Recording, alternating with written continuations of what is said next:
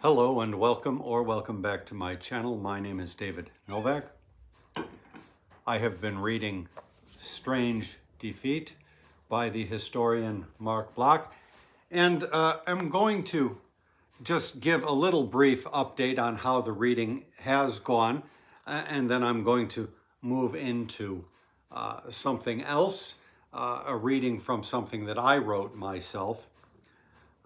But let me just, and I know I've said some of this before, let me just sort of recap why I went into this. I've started being on the ground in terms of the resistance movement here in Chicago against fascism. Very minimally, very peripherally. I am just one of the multitudes of people in Chicago who are out and about with a whistle draped around their neck, keeping an eye out for ICE, which is the band of masked thuggery, which is kidnapping persons and disappearing them. Non-citizens primarily, but citizens as well. And our objective, that is of my little group, is mainly to document, to record, to get out one's camera and begin filming if one sees anything. Other places, people are taking a much more active role in trying to interpose themselves between ICE agents and their prospective targets. North of us and south of us are more hotbeds of activity than my neighborhood particularly, but it is changing my outlook on things as I am belonging to a chat where I have reports coming in constantly of activities. Helicopters are in use in our neighborhoods to help hunt down these mostly law-abiding members of the community, and so forth. I started this because I thought, well, he was a member of the French Resistance, and he might give me some insight into that activity. Well, not so. This book is written in 1940. It's a statement of evidence, and it focuses on why France fell. What were the causes of that?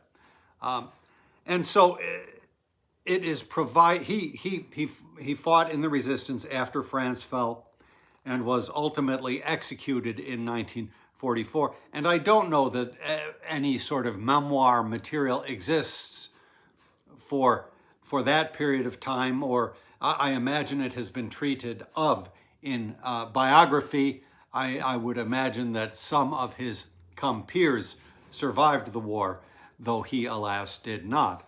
But what, oddly enough, an unexpected thing to come out of this is just this whole notion of strange defeat, because I feel that that is where we are now in this country, the United States. There are, as I say, vast multitudes striving against this imposition of fascism that is trying to be affected by our plutocrats in power. Now, don't get caught on my sweater, please. Come on. Come on. Jesus.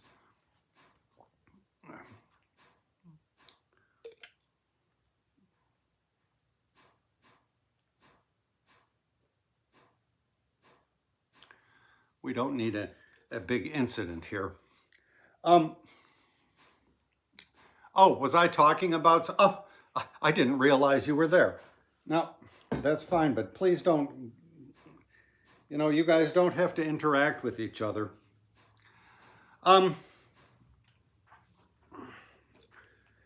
It is very easy to get upstaged by a cat in this house.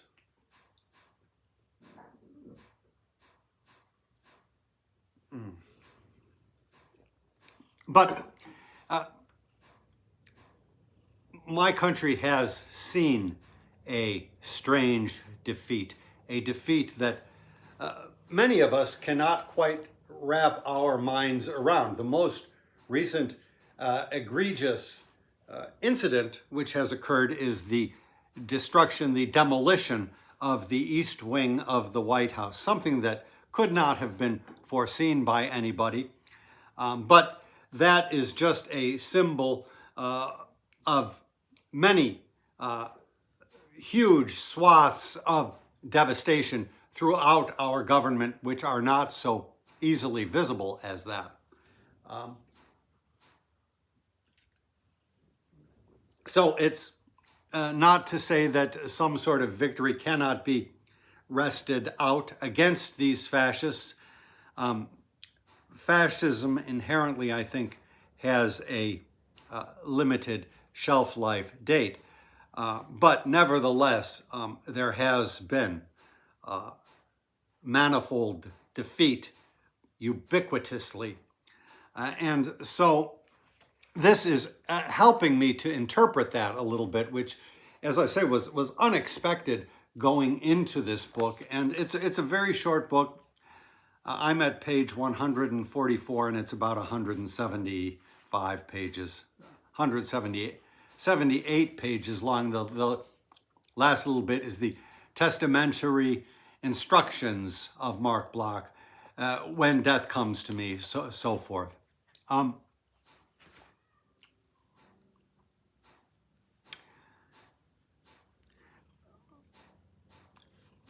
When it comes to understanding how opposition organizations spring into being, well, it is not quite right to say spring into being. They gradually form themselves underneath a fascist state. One is best going to something like Jan Karski's The Story of a Secret State, or Story of a Secret State, pardon me. This is my original copy, published also in 1944, the same year that Marc Bloch was executed. And I did a video talking about, well, I did a sort of show and tell of all of the books pertaining to the Second World War that I have. Well, not quite all of them, but those that seemed relevant to me at the moment. And I talked about the Pianist by Wladyslaw Szpilman, which at that time I couldn't remember the original title. It was Death of a City. It should ultimately, I think, be republished with its original title. The Death of a City is much better, but this is the tie-in with a movie that was made. And so I suggested that these three books were a good window into understanding the tenor of the times, if you will, those of the Second World War. And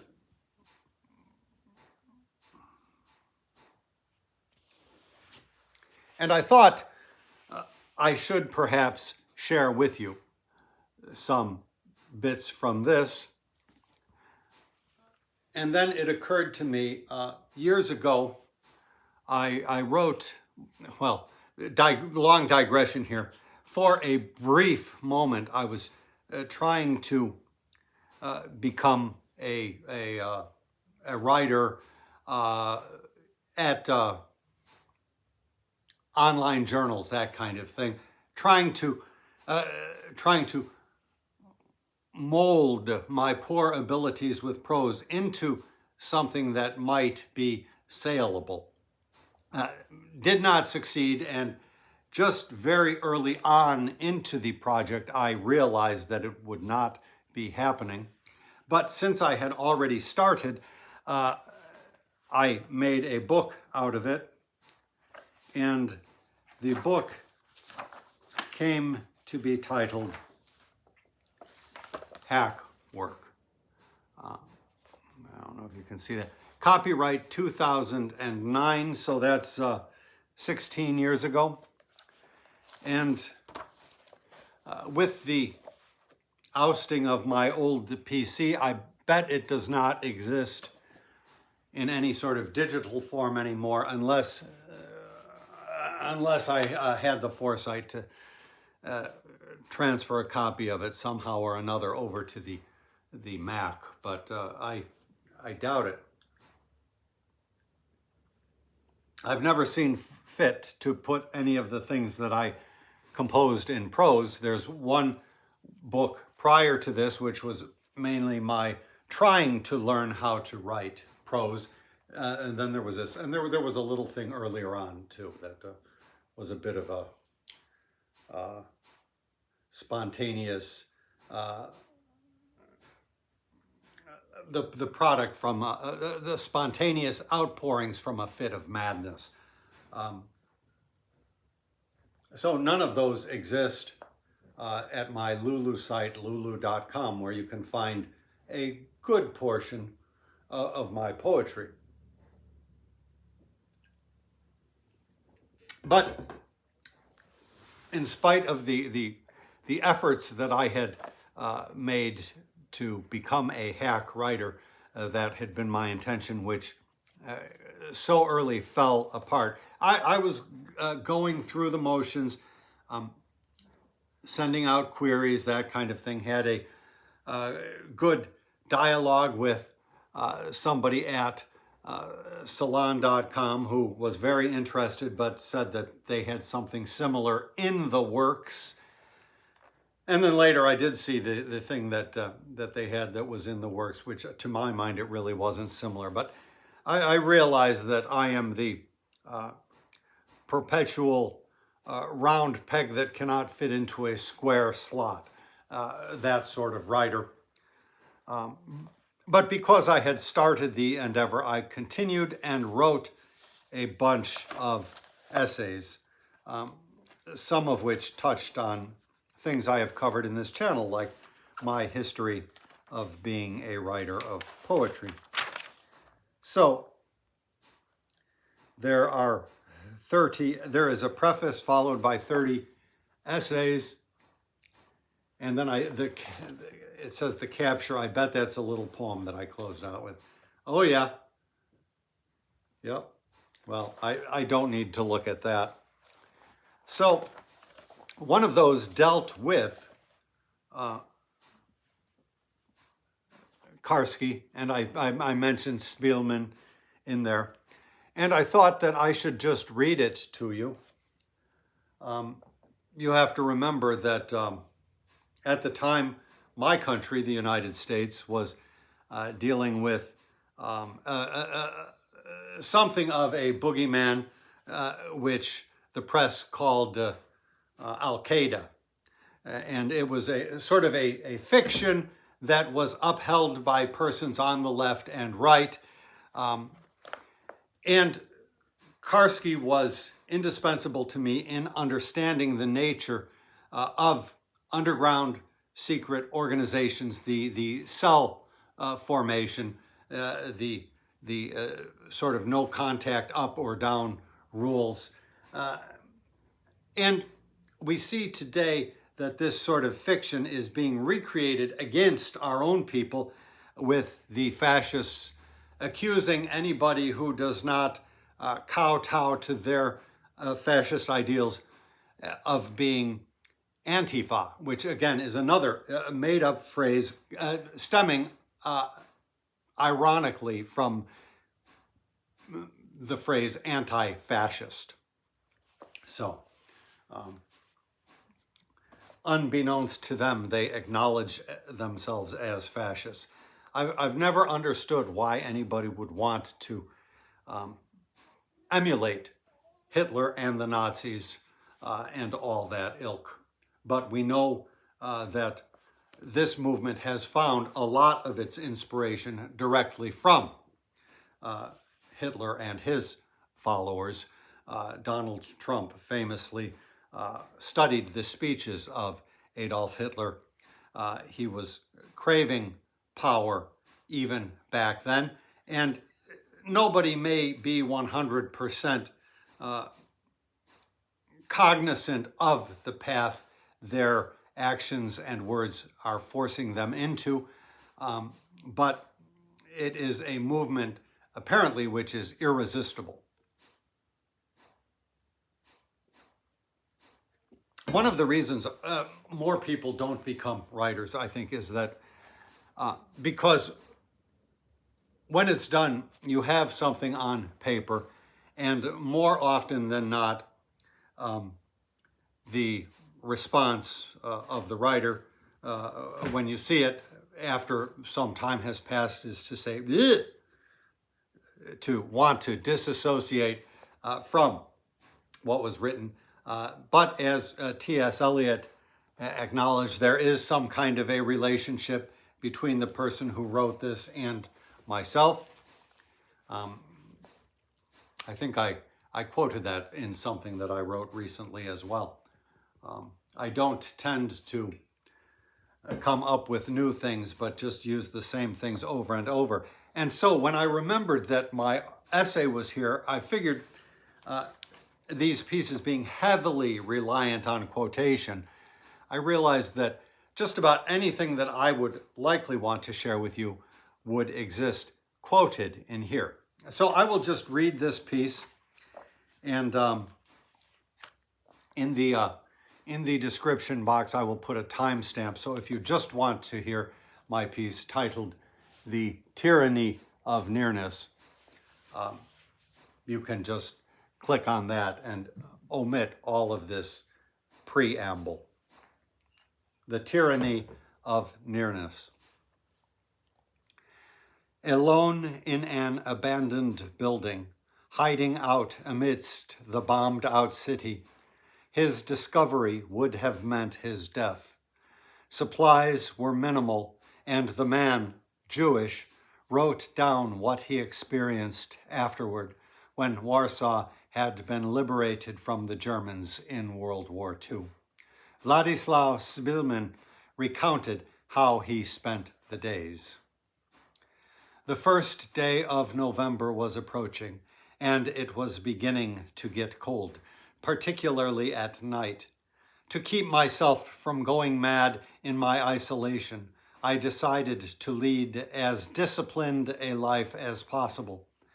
I still had my watch, the pre-war Omega I treasured as the apple of my eye, along with my fountain pen. They were my sole personal possessions. I conscientiously kept the watch wound and drew up a timetable by it. I lay motionless all day long to conserve what little strength I had left, putting out my hand only once around midday to fortify myself with a rusk and a mug of water sparingly portioned out. From early in the morning until I took this meal, as I lay there with my eyes closed, I went over in my mind all the compositions I had ever played, bar by bar. Later, this mental refresher course turned out to have been useful. When I went back to work, I still knew my repertory and had almost all of it in my head, as if I had been practicing all through the war. Then from my midday meal until dusk, I systematically ran through the contents of all the books I had read, mentally repeating my English vocabulary.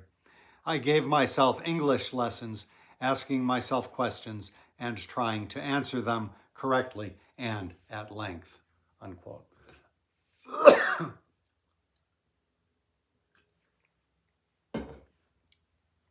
The narrative, titled "Death of a City," was published in 1946 in Poland, and then lay dormant until its recent reissue under the title of The Pianist, in conjunction with Roman Polanski's film of the same name. The film does not exaggerate the harsh conditions under which the man survived, and its restraint makes it a useful documentary by a man who, as a child, existed in the same environment and survived. While my recollection of the film is slim, having seen it once upon its release, minute details as those excerpted above, that is the nitty-gritty of the day-to-day survival techniques, seem to have been given less emphasis than the adventure narrative. But then, adventure narratives seem to be the one thing movies excel at, and no matter what the subject, tend to transform whatever subject matter they touch into a similar dynamic. Still, the film clung to the biographical experience with a fidelity unusual for Hollywood or big film studio treatments. It was not made in Hollywood. When I later read the text, scenes which I had felt seemed trite or overdrawn turned out to have been depicted fairly. Most notably, the gathering at the Umschlagplatz, the yardage wherein condemned multitudes awaited transport to the death camps, if indeed the train took them so far, when the family, pooling its resources, affords caramel, which the elder Szpilman divides into 6 portions, a last meal together. The woman wailing, "Why did I do it?"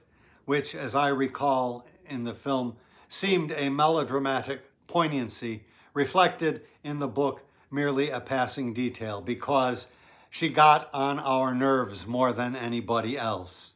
And while waiting, they learned the details of her anguish. Hiding out in a pre-prepared space when the authorities came to empty their building, husband and wife were discovered by police when the baby had cried. The child was suffocated to prevent it being overheard, but neither the crying nor the death rattle escaped attention. Let me take my historical details from Bernard Lewis. While describing them as only a fraction of the tens of millions who lost their lives in Hitler's war. In the years 1939 to 1945, between 5 and 6 million human beings, 1 million of them human, were rounded up, herded into camps, and put to death in a variety of ways, simply because they were Jews. In the earlier stages, they were lined up and mowed down by machine gun fire to fall neatly into the ditches which they had just been forced to dig.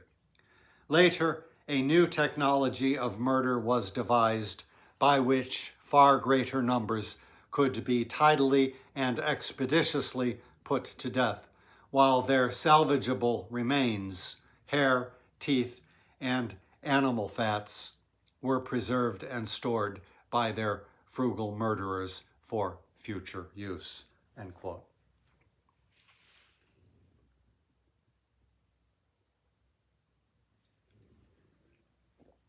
The details are usefully remembered, for when one approaches a film without a knowledge of historical context, the grim realities may appear overwrought, whereas in Szpilman's narrative, bare bones and without attention to literary style, one man's experience might seem too far-fetched unless one knew corroborative evidence from diverse sources. Miraculously, as his family was being herded into the train car, an arm suddenly rent Szpilman from the rest and thrust him behind the line of police that stood urging the crowd forward. "Papa, Heinrich, Halina!" I shouted like someone possessed, terrified to think that now, at the last vital moment, I might not get to them and we would be parted forever. One of the policemen turned and looked angrily at me. "What the hell do you think you're doing? Go on, save yourself."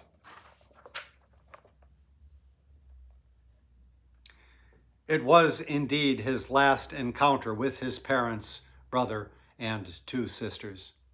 In a previous passage, he remembers the arguments he used to have with his brother. Now that he has been dead so long, I know we loved each other in our own way, in spite of everything, although we were always getting on each other's nerves, probably because we were very similar characters at heart. The text is not a novel and does not treat all characters equally, nor give them equal space, but these reflections, put to paper just after the Nazi army was ejected and the war in Poland over, provide enough careful detail that the sympathetic reader cannot fail to understand. Of his sister, I understood Halina the least. She was the only one who did not seem like a member of our family. She was reserved and never showed her thoughts or feelings, or told us what she did when she left the house. She would come home as impassive and indifferent as ever. Day after day, she simply sat at the dining table without showing the slightest interest in what might happen. I can't say what she was really like, and now I can never find out any more about her." Unquote. The description might be noted for its tragic simplicity. While Szpilman survived the first publishing of his story by more than 50 years, the dull finality of his words strikes with a leaden thud.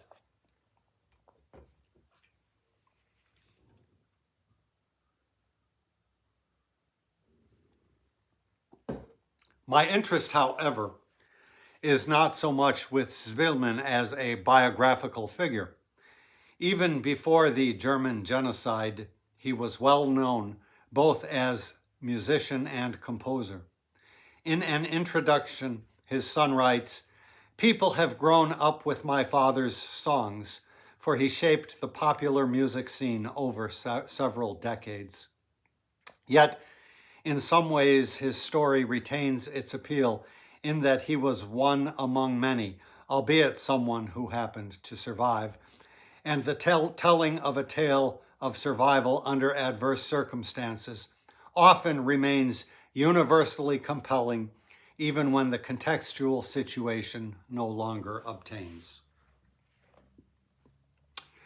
Territory of the Warsaw Ghetto was daily being reduced, and its population diminished as, lot by lot, civilians were selected for deportation to what was promised as better working conditions, but which many suspected was the extermination that did in fact take place.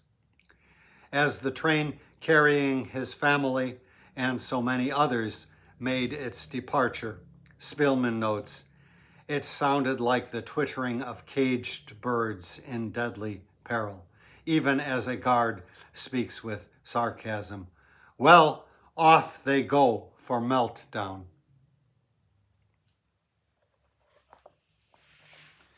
The will to believe remains strong, yet sometimes its rigorous maintenance can be more disabling than helpful.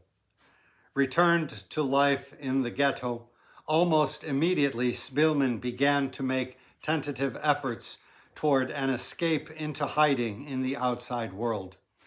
One day he meets a friend who tells him, "It's best for you to know so you can be on your guard," that he will never see his family again.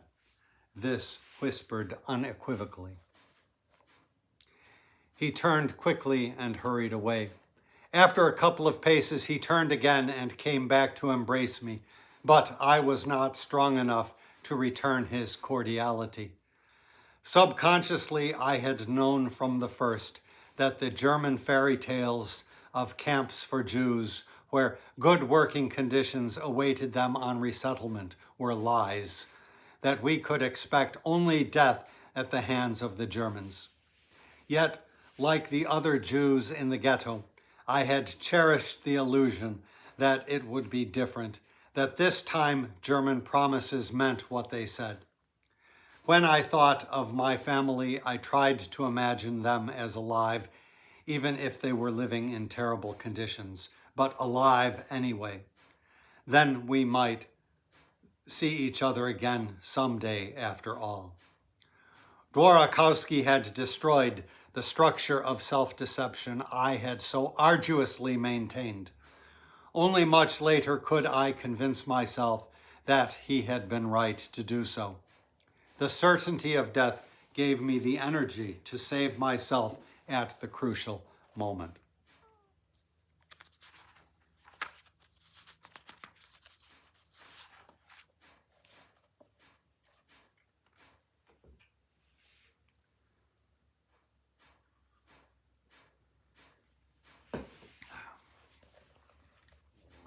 This is the central value of the book. Reduction of the narrative to a film adventure cannot, in the same way, maintain this. Just as, in my recollection of the film, the minutiae of daily habits and rituals and the finite carefulness he had to engage in, both living and working in the precarious ghetto and afterward through a variety of haphazard situations of hiding in the occupied city, could not be so expressed. The film is useful in that it pointed to the text, but for me, the text captures the intricate knowledge I seek to understand modes of survival and possibly apply them to my own, if less dramatically extreme, adverse circumstances. That is the value in a text like this, and not so much even for its inspirational encouragement as might be the common virtue taken from a film, i.e., to restore one's hopeful faith in humanity despite horrible things which have been done. Polanski's film omitted, unless my recollection is mistaken, the curious fact that during his captivity in the ghetto, and I believe even into his flight outside its walls, Szpilman, the composer, managed to preserve his musical compositions. This was a matter of importance to him, and while property was confiscated from the Jews or lost, and so much else destroyed as a consequence of the impact of war, to have done so displays a remarkable dexterity and will, even as the daily mental exercises as described above detail a meticulous and perspicacious intelligence persisting against enormous odds. These interior qualities of mind may not be captured so well in a movie as in a book. The narrative of Death of a City, rechristened as The Pianist, reports one man's extraordinary experience during a time of unimaginable upheaval, unimaginable perhaps except by one who has lived it. Yet while most of us would hope, given a similar circumstance, that we could meet our fate and approach the matter of survival with a similar smartness and fortitude, yet it might not be possible, and more likely than not, the circumstances into which we find ourselves thrust will be different in character. For my other example, also a case of man in extremis, I keep within the same milieu and the same historical context, but go to the masterful description of Polish underground resistance as recounted in Story of a Secret State by Jan Karski, published in 1944, before the war's end.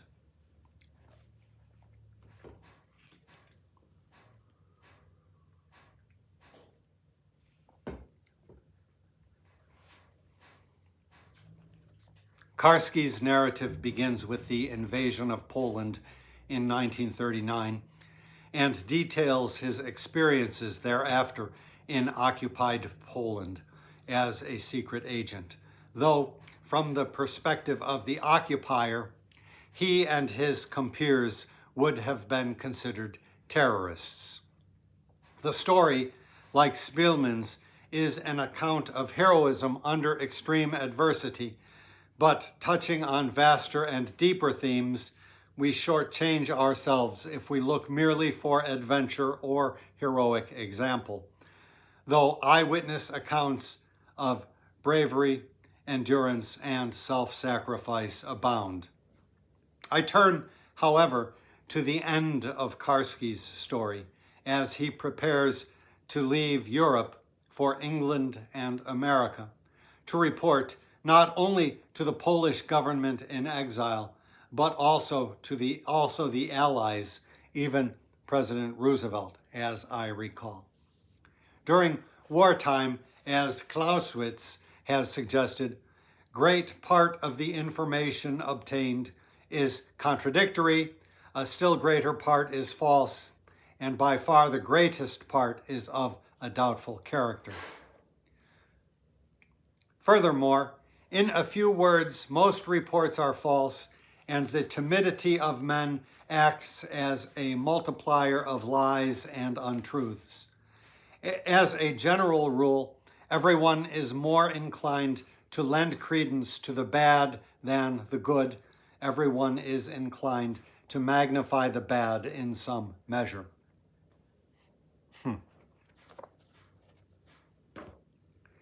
A courageous and well-trained operative was vital to the resistance at home. Yet, although his domestic contributions must be sacrificed, he had been deemed an appropriate messenger to convey the fact of matters as they stood in Poland to a wider audience. His book, I imagine Beyond the Call of Duty, was a further attempt to do so, even unto the enduring reaches of posterity. In preparation for his departure, he was smuggled into the Warsaw Ghetto on 2 occasions in order to observe personally conditions as they stood. There he met with the leader of the Jewish Socialist Alliance, the Bund. "You other Poles are fortunate," he began. "You are suffering too. Many of you will die, but at least your nation goes on living. After the war, Poland will be resurrected. Your cities will be rebuilt, and your wounds will slowly heal. From this ocean of tears, rage, and humiliation, your country will emerge again, but the Polish Jews will no longer exist. We will be dead. Hitler will lose his war against the human, the just, and the good, but he will win his war against the Polish Jews. No, it will not be a victory. The Jewish people will be murdered."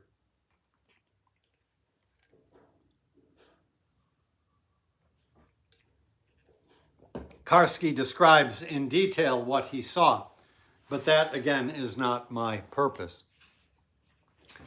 "We want you to tell the Polish and Allied governments and the great leaders of the Allies that we are helpless in the face of the German criminals. We cannot defend ourselves, and no one in Poland can save us. The Polish underground authorities can save some of us, but they cannot save masses. The Germans are not trying to enslave us as they have other people. We are being systematically murdered." At this, another Jewish leader interjects, "That is what people do not understand. That is what is so difficult to make clear." This, the foretold doom of 3 million Polish Jews, Karski took as the solemn message I carried to the world. It is, in many respects, the climax of his book, though conditions of the ghetto are not my purpose nor his subsequent visit, again surreptitiously, to view from the interior practices at a Nazi death camp. He also saw a trainload of persons quick-limed to death while trapped in hermetically filled rail cars left in a barren field.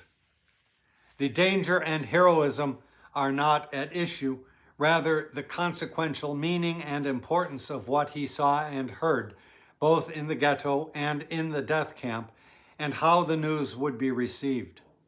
Though men are inclined to lend credence to the bad, none, even as Szpilman regarding his family, wanted to believe the horror of what was being accomplished.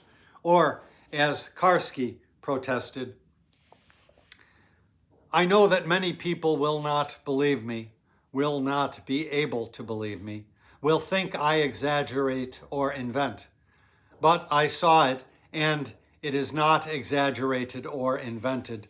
I have no other proofs, no photographs. All I can say is that I saw it and that it is the truth. He was trained not to exaggerate and to observe in detail with precision, and so his report retains its importance, as ultimately only unembellished truth can deliver, such as Szpilman's without affectation, incipient in words that alone provide their own substantiation. Karski asked what plan to tell the Jewish leaders abroad. The Bund leader gave answer. Tell the Jewish leaders that this is no case for politics or tactics. Tell them that the earth must be shaken to its foundations. The world must be aroused. Perhaps then it will wake up, understand, perceive.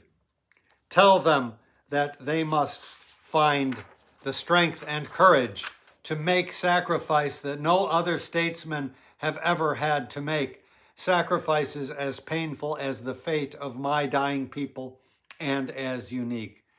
This is what they do not understand.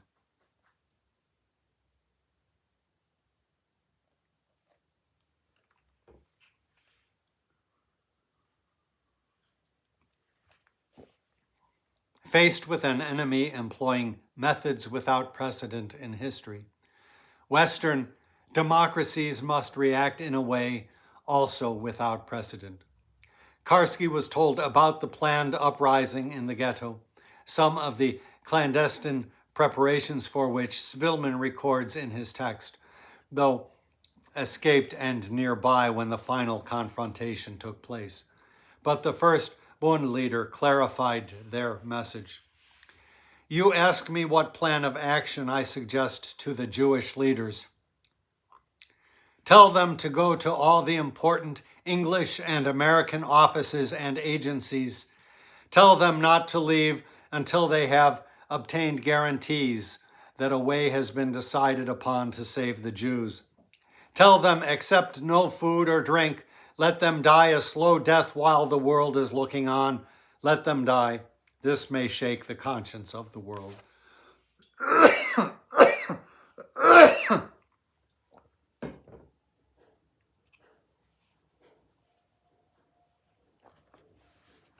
Interjection, I'm thinking of that young man who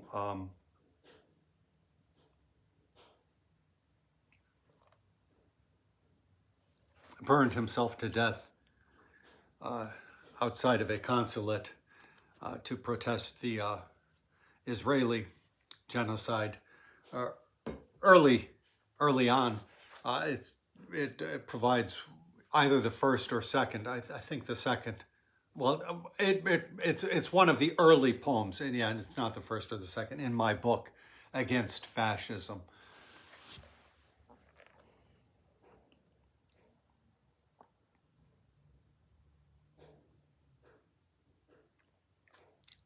Let them accept no food or drink. Let them die a slow death while the world is looking on. Let them die.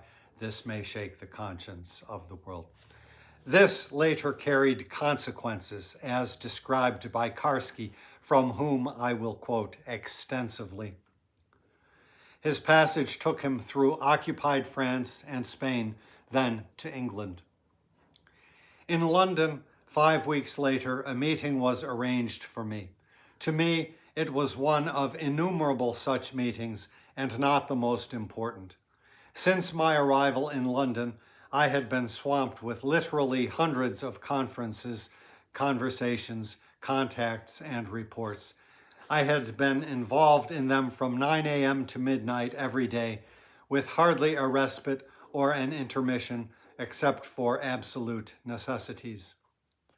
This time I expected one of the leaders of the Jewish Bund. His name was Samuel Zigelbaum.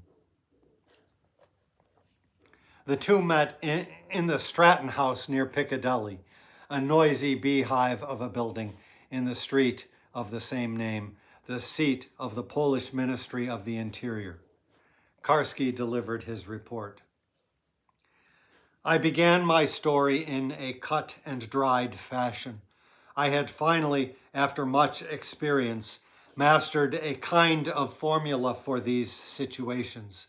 I had found that, on the whole, the most effective way of getting my material across was not to soften or interpret it, but to convey it as directly as possible, reproducing not merely ideas and instructions, but the language, gestures, and nuances of those from whom the materials came. That has been my job, faithful, concrete reproduction. The details given, his interlocutor clamored for more, and Karski repeated the instructions which he had received in Warsaw, at which Zigelbaum started as though he had been bitten and began to pace around the room agitatedly, rationalizing with Karski on the impossibility of what had been demanded. They would simply bring in 2 policemen and have me dragged away to an institution. Do you think they will let me die a slow, lingering death? Never. They would never let me. As the session continued, Karski did my best to satisfy his thirst for details, at the end of which, with a hand clasp, the other, almost as if pleading, said, "Mr. Karski, I'll do everything I can do to help them. Everything. I'll do everything they demand, if only I am given a chance. You believe me, don't you?" Karski, by then fatigued, gave a rather cold and impatient reply, and the meeting adjourned. Amidst the bustle and the endless grind of interviews and meetings, Karski put the matter behind him and out of his consciousness until some weeks later when he received a phone call from an employee of Stratton House.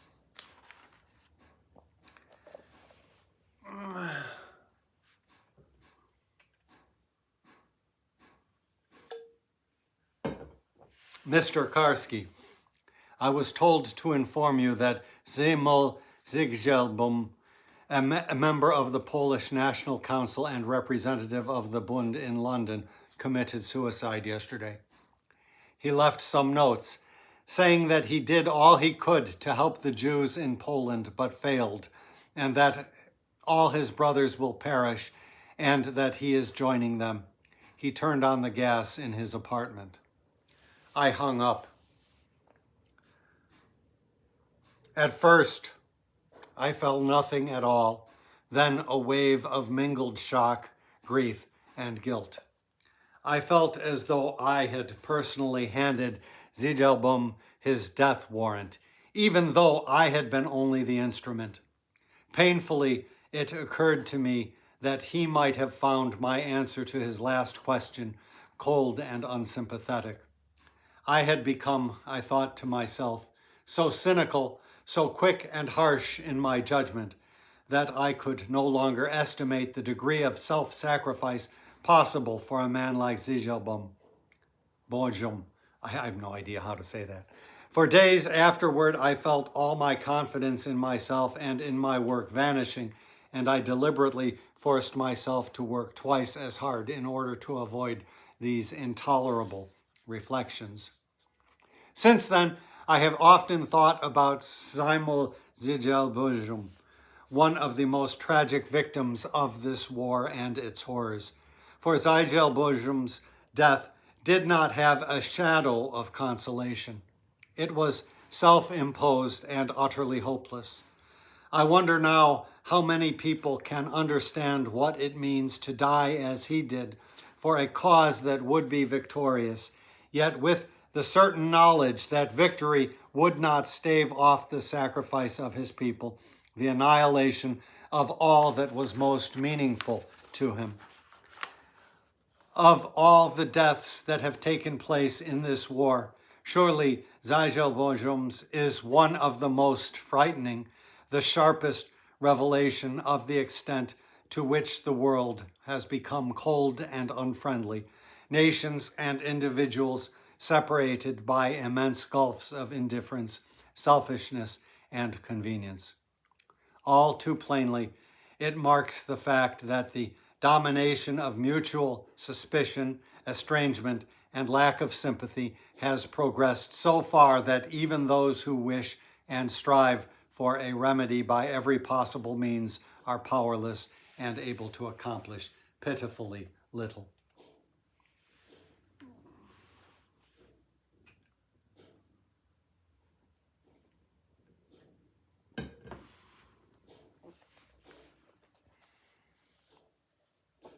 For Karski, out of Poland, the action of the war was over.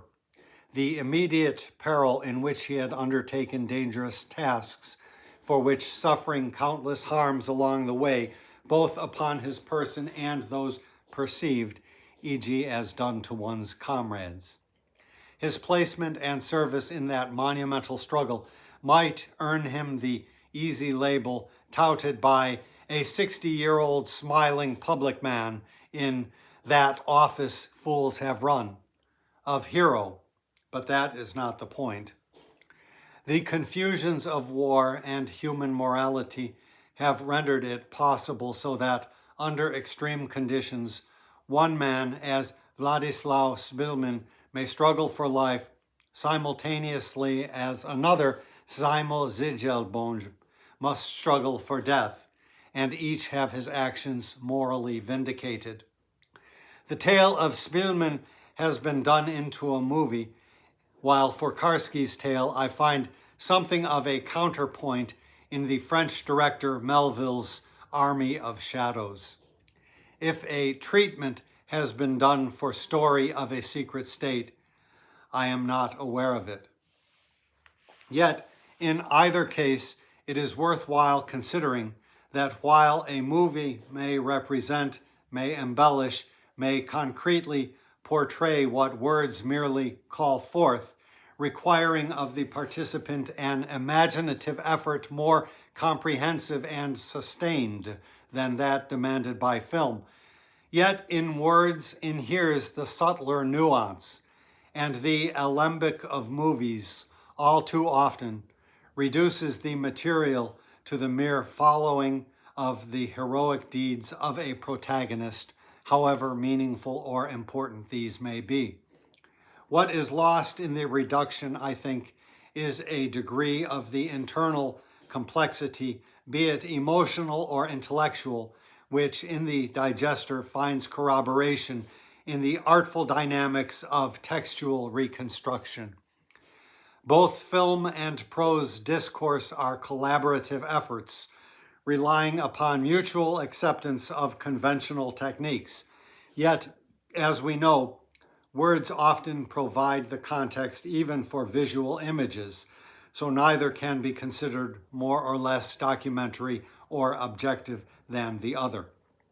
While films, particularly here those purporting to deal with historical events, may give me a taste for the style or trappings of the epoch or milieu in a way that text cannot, yet the rendering by cinema always seems to me, comparatively, schematically atomistic or insular and disconnected in a way that texts does not. The marvelous book Shattering the German Night, which deals with the Munich resistance of the White Rose Society, in a later edition, as with Death of a City, had its title changed to correspond with a movie focusing more intently on one of the condemned students, Sophie Scholl. While she has become something of an iconic figure, the story of the student resistance finds its most dramatic rendition in her, the material about whom on the surface appears more compelling than that for her brother and the others, here considering the first 6 summarily executed. Yet it is somewhat a distortion of the record to approach her that way. She would not have approved, other than insofar as it helped to spread the message for which they died. The film about Sophie Scholl is compelling, even as The Pianist is. Yet Shattering the German Night and Death of a City are more appropriately the focus for that student who hopes to recreate in his mind a historical view. Army of Shadows, at the least, remains an adventure story not far removed from Melville's film noir gangster exegesis, however you say that word, albeit upon an epic scale. Film devolves to entertainment. It is, I think, because in the torrential rush of sequential movement, there is little time for the viewer to distance himself, to establish a correlation between subject and object, to, in a sense, stand back and master the medium, if by perception. In film, it comes too quick, whereas a text can be digested slowly, interrupted, easily reviewed, or cross-checked while midstream, none of which happens easily in film. Projection is inevitable and basis of sympathy.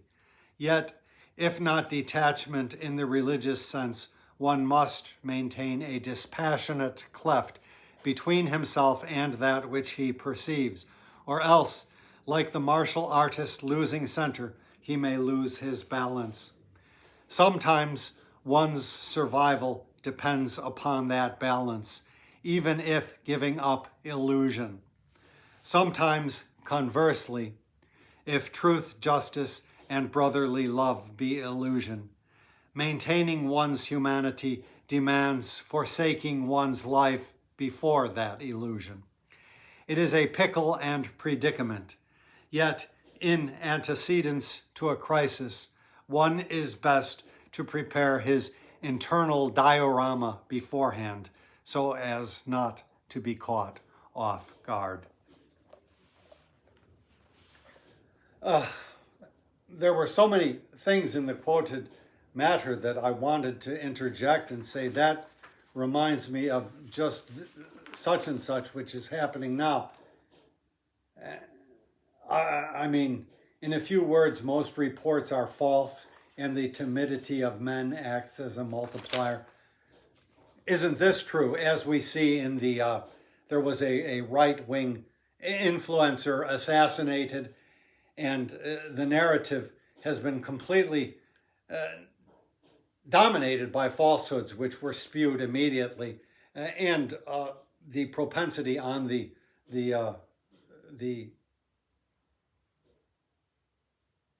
propensity, what is the word I'm looking for?